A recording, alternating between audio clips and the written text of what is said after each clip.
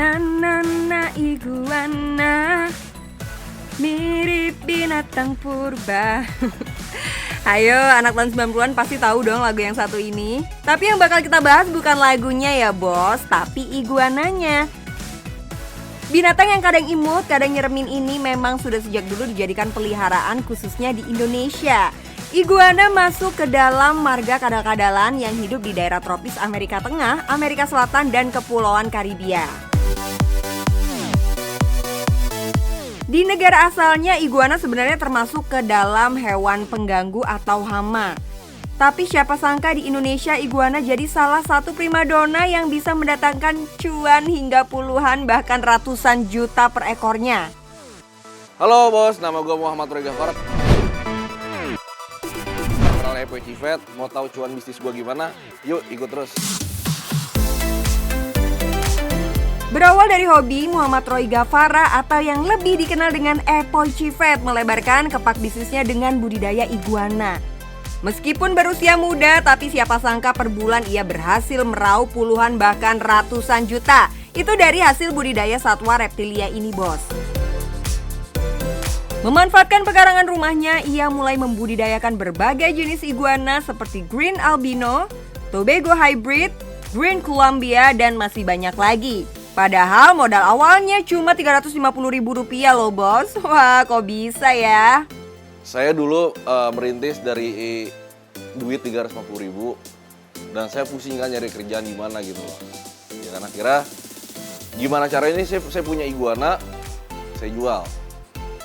Saya jual dan akhirnya saya bisa mendapatkan cuan lebih, saya kumpulin dan akhirnya alhamdulillah saya bisa dapat cuan lebih banyak lagi. Berawal dari sulitnya mencari pekerjaan di ibu kota, Epoy akhirnya memutuskan untuk menjual iguana kesayangannya. Pas dapet duit, baru deh kepikiran, kok jual iguana bisa untung banget ya? Karena menurut saya kan saya juga basic di hewan ya, suka sama hewan gitu dari kecil kan. Kenapa saya punya hewan terus kenapa nggak diternakin gitu loh, nggak dikembang biakin gitu loh kan. Akhirnya saya kembang biakin dengan iguana. Ya dibilang cuan sih dibilang cuan banget ya. Maksudnya untuk income sebulan saya tuh dari iguana bisa 20-30 jutaan. Untung puluhan juta bikin mikir lagi deh daripada sekedar jual beli, kenapa iguana nggak dibudidayakan saja? Berbekal ilmu dari internet dan juga komunitas, akhirnya Epoy berhasil membudidayakan hewan asal Amerika ini. Menurut Epoy, budidaya iguana termasuk mudah bos dan tingkat keberhasilannya mencapai 90% loh dibanding ternak hewan eksotis lainnya. Bayangin aja nih, seekor iguana betina dapat menghasilkan telur hingga 60 butir per tahunnya. Dibutuhkan waktu kurang lebih 90 hari sampai telur benar-benar menetas. Kalau dari 60 butir telur iguana yang berhasil menetas 50 ekor saja, kan udah dapet cuan tuh bos. Kenapa cuan?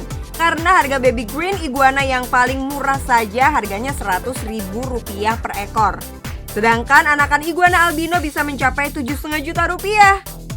Jadi nggak heran kalau bos Epoy dalam sebulan dapat meraup keuntungan sampai Rp30 juta ya. Waduh. Oh iya, meskipun terlihat sangar, tapi hewan ini sangat-sangat jinak bos. Dan bisa dibilang iguana hewan yang minim perawatan. Selain pangannya yang murah dan mudah didapat, iguana hanya butuh matahari biar hidupnya tetap sehat. Sinar matahari sangat penting karena dapat membantu proses metabolisme di tubuh iguana. Kebersihan kandang juga perlu diperhatikan agar kulit iguana tidak jamuran. Untuk makan, kalian bisa memberinya sawi hijau dan toge segar setiap hari.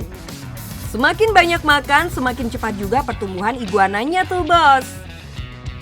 Jadi penasaran gimana sih cara bos Epoy menjual reptil khas Amerika ini? Dulu saya sempat bingung gitu untuk menjual iguana tuh gimana sih caranya gitu kan, saya pusing gitu kan. Akhirnya saya tuh berpikir, gue masuk grup Facebook dulu deh gitu. Facebook grup iguana gitu kan. Saya masuk di grup iguana, akhirnya saya lihat list-list harganya gitu kan. Akhirnya saya bisa menjual dari grup iguana gitu. Biasanya per orang kalau saya sih mas. Misalkan kalau kita lagi gathering gitu kan, terus ada yang menanya pengunjung, dia bisa langsung japri saya gitu. Yang namanya jualan hewan peliharaan, targetnya ya harus yang sehobi juga ya bos. Nggak heran kalau Epoy langsung masuk ke berbagai komunitas iguana untuk mulai menjual produknya.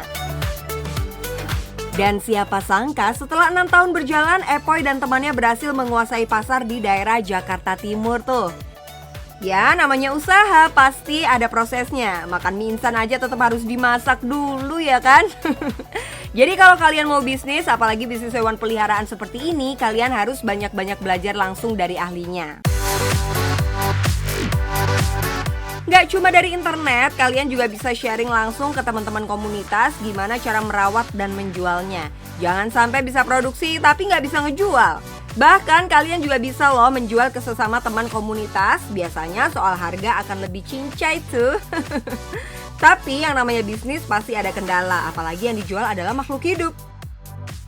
Kalau dibilang untuk lagi apesnya sih sering mas ya, maksudnya kan saya juga sebagai breeder terus juga seller juga gitu kan, ketika saya lagi ada barang datang gitu kan, entah itu ekornya putus, entah itu kukunya pada putus gitu kan. Cuman dari awal kan saya memang sudah bilang tidak ada komplainan gitu loh dari seller yang saya ambil gitu. Resiko sebagai seller sekaligus breeder adalah ketika sedang proses impor iguana. Jangan sampai nih hewan mati saat sampai ke tangan pembeli. Karena estimasi waktu yang tidak bisa ditentukan, jadi kondisi iguana ketika datang juga jadi perhatian. Ada yang buntutnya putus, kukunya patah, dan pastinya bisa membuat harga jual iguana menjadi jatuh. Meskipun bisa tumbuh kembali, tapi tetap saja tidak akan 100% sempurna ya bos. Berbekal pengalaman, akhirnya Epoy dan tim sangat concern pada proses packaging, di mana jumlah iguana harus dibatasi dan terdapat pengemasan ganda untuk meminimalisir paket tertindih ketika pengiriman. Nah udah paham semua kan? Yang penting cuan bos.